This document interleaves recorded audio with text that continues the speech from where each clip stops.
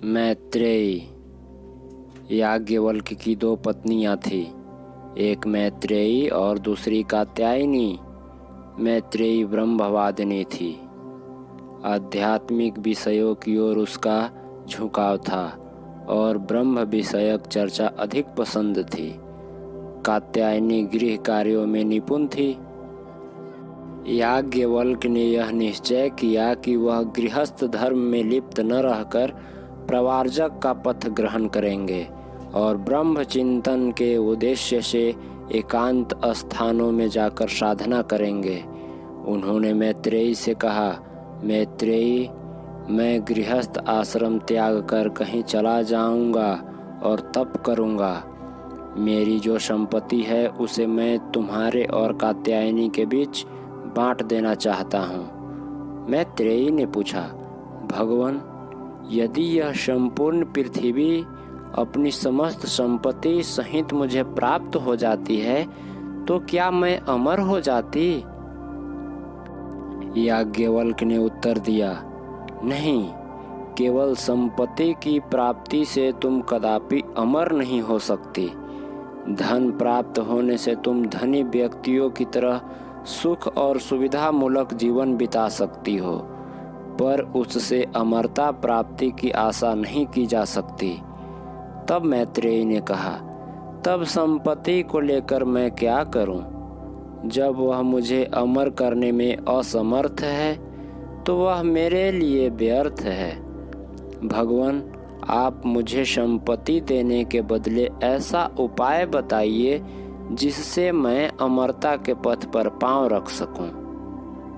याज्ञवल्क्य बोले, मैत्रेयी, तुम मुझे पहले भी प्रिय थी और इस समय भी तुमने बड़ी ही प्रिय बात कही है। मैं तुम्हें अमरत्व की प्राप्ति का उपाय बताता हूँ, ध्यान देकर सुनो। स्त्री को पति के लिए प्रिय नहीं लगता, आत्मा के लिए ही पति प्रिय लगता है। पति को पत्नी के लिए प्रिय नहीं लगती, आत्मा के लिए ही पत्नी प्रिय लगती है। माता पिता को पुत्रों के लिए पुत्र प्रिय नहीं लगता, आत्मा के लिए ही वे प्रिय लगते हैं। संपत्ति के लिए संपत्ति प्रिय नहीं लगती, आत्मा के लिए ही संपत्ति प्रिय लगती है। पशुओं के लिए पशु प्यारे नहीं लगते, बल्कि आत्मा के लिए पशु प्यारे लगते हैं। लोगों के लिए लोग प्रिय नहीं लगते, बल्कि आत्मा के लिए ही लोग प्रिय लगते हैं। देवताओं के लिए देवता प्रिय नहीं लगते, बल्कि आत्मा के लिए देवता प्रिय लगते हैं। वेदों के लिए वेद प्रिय नहीं लगते, बल्कि आत्मा के लिए ही वेद प्रिय लगते हैं। प्राणियों के लिए प्राणी प्रिय नहीं लगते, बल्कि आत्मा के लिए ही प्राणी प्रिय लगते हैं। सबके लिए सब प्रिय नहीं लगते, आत्मा के लिए ही सब प्रिय लगते हैं। इसलिए हे मैत्रेयी, आत्मा ही एक ऐसी है जो देखने योग्य है, सुनने योग्य है और समझने योग्य है। इसे जान लेने पर विश्व में सब कुछ समझ में आ जाता है। ब्राह्मण को चाहिए कि उस व्यक्ति का बहिष्कार करे जो ब्राह्मण जाति को अपनी आत्मा से कुछ भी भिन्न मानता है। क्षत्रिय को चाहिए उस व्यक्ति का बहिष्कार करे जो क्षत्र जाति को अपनी आत्मा से कुछ भी भिन्न समझता है। संसार को चाहिए उस व्यक्ति का बहिष्कार करे जो संसार को अपनी आत्मा से कुछ भी भिन्न समझता है। देवताओं को चाहिए वे उस व्यक्ति का बहिष्कार करें जो उन्हें अपनी आत्मा से कुछ भी भिन्न समझता है। समस्त विश्व को चाहिए कि उस व्यक्ति का बहिष्कार कर दे जो विश्व को अपनी आत्मा से भिन्न समझता है। आत्मा ही ब्राह्मण है, वही क्षत्रिय है, वही संसार है, वह देवता है और वही विश्व है। जिस प्रकार ढोल अथवा शंख अथवा वीणा की आकृति और प्रकृति से अपरिचित कोई व्यक्ति जब दूर से ढोल या शंख या वीणा का शब्द सुनता है तो पहचान नहीं पाता कि यह शब्द किस वस्तु के आघात से उत्पन्न हो रहा है। पर जब वह ढोल या शंख या वीणा को देख लेता है तो समझ जाता है कि वह किस वस्तु से और कैसे उत्पन्न हुआ। उसी प्रकार आत्म तत्व से अपरिचित व्यक्ति जब आत्मा से उद्भूत शब्द, स्पर्श, रूप, रस, गंधमयी सृष्टि के नाना रूपों को देखता है तो नहीं जान पाता कि उनका मूल कारण क्या है। पर आत्म तत्व से परिचित हो जाने पर वह जान लेता है कि उसकी उत्पत्ति किस तत्व से कैसे और क्यों हुई।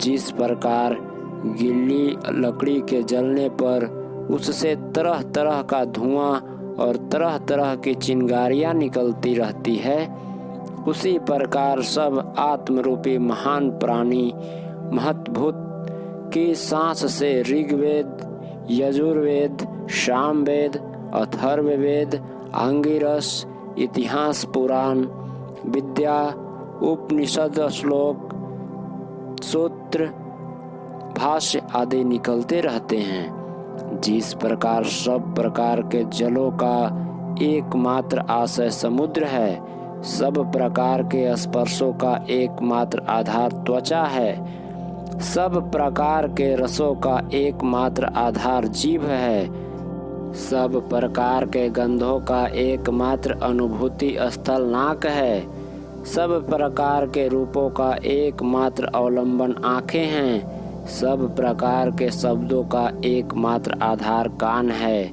सब प्रकार के संकल्पों का एकमात्र मूल स्थान मन है, सब प्रकार के ज्ञान का एकमात्र आधार हृदय है, सब प्रकार के कर्मों का एकमात्र कर्ता हाथ है, सब प्रकार की गति का एकमात्र आधार पाँव है, सब प्रकार के वेदों का एकमात्र आधार वाणी है। उसी प्रकार वह मूल पुरुष आत्मा इन सबों का एकमात्र आधार है। जिस प्रकार नमक का एक टुकड़ा पानी में पड़ने पर पानी में घुल जाता है और कोई भी केवल आँखों से देखकर यह नहीं बता सकता कि उस जल में नमक मिला हुआ है, और चखने पर भी कोई यह नहीं बता सकता कि वह नमक का टुकड़ा जल के किस विशेष भाग में मिला हुआ है, क्योंकि उस नमक से मिले पानी का कोई भी अंश पिया जाए तो वह नमकीन ही लगेगा और नमक के टुकड़े का कोई पता नहीं लगेगा। उसी प्रकार इस महान आत्मा को भी समझो। जल और नमक की तरह वह समस्त विश्व के अणु परमाणु में मिला हुआ है और समस्त विश्व का अणु परमाणु उससे मिला हुआ है। वह अनंत है, न उसका कोई अंतर है न बाह्य। वह स्वतंत्र सत्ता है, वह विशुद्ध ज्ञान की अनुभूतिमय आत्मा है। जीव पंच तत्वों से उद्भूत होता है और उन तत्वों के नष्ट होने पर स्वयं भी नष्ट हो जाता है। मृत्यु के बाद उसकी संज्ञा चेतना जाती रहती है। हे मैत्रेय, मेरा ऐसा मत है। मैत्रेय ने कहा, भगवान, आपने यह कहकर कि मृत्यु के बाद संज्ञा जाती रहती है, आत्मा के संबंध में आपने मुझे भ्रम में डाल दिया है। मैं ठीक से कुछ समझी नहीं, कृपया फिर समझाइए। याज्ञवल्क्य बोले, मैंने भ्रम में डालने की कोई बात तुमसे नहीं कही है। पहले मेरी बात पूरी तरह से सुन लो। मैंने मृत्यु के बाद केवल उस संज्ञा के नष्ट होने की बात कही है जो पंचभूतों के मेल से उत्पन्न होती है, पर जीव की आत्मा मरने पर भी नष्ट नहीं होती। यह अविनाशी, अजर, अमर और अद्वैत है। यह सर्वत्र, सब देशों में, सब काल में, सब वस्तुओं में एक रूप में विराजमान रहती है। जहाँ द्वैत भाव रहता है वहाँ व्यक्ति भिन्न भिन्न वस्तुएं देखता है, भिन्न भिन्न प्रकार की गंधों का आभास पाता है, भिन्न भिन्न रसों का स्वाद ग्रहण करता है, भिन्न भिन्न शब्दों को सुनता है, भिन्न भिन्न विषयों को सोचता रहता है। पर जिस व्यक्ति के लिए सब कुछ आत्मा के रूप में व्यक्त हो उठता है, वह किस प्रकार भिन्न भिन्न वस्तुओं के देख सकता है, भिन्न भिन्न गंधों का अनुभव कर सकता है, भिन्न भिन्न रसों को ग्रहण कर सकता है, भिन्न भिन्न शब्दों को सुन सकता है और भिन्न भिन्न विषयों को सोच सकता है। वह तो सब रूपों में, सब रसों में, सब गंधों में आत्मा के एकत्व का अनुभव करता है। वह कैसे यह कह सकता है कि मैं उस आत्मा को जान गया हूँ? जो एकमात्र जानने वाला है उसे कोई कैसे जान सकता है? यह आत्मा न यह है न वह, यह आहस्त्य है, कोई इसे पकड़ नहीं सकता। यह असीर्य है, इसका छीजन नहीं होता। यह असंग है, किसी से यह लिप्त नहीं होती। न यह पीड़ित होती है, न इसका नाश होता है। हे मैत्रेय, उस आत्मा की चिंतना इन्हीं तथ्यों के आधार पर करते रहने से ही अमरता प्राप्त हो सकती है। मैत्रेयी को इस प्रकार का उपदेश देकर याज्ञवल्क्य तपस्या के लिए चले गए।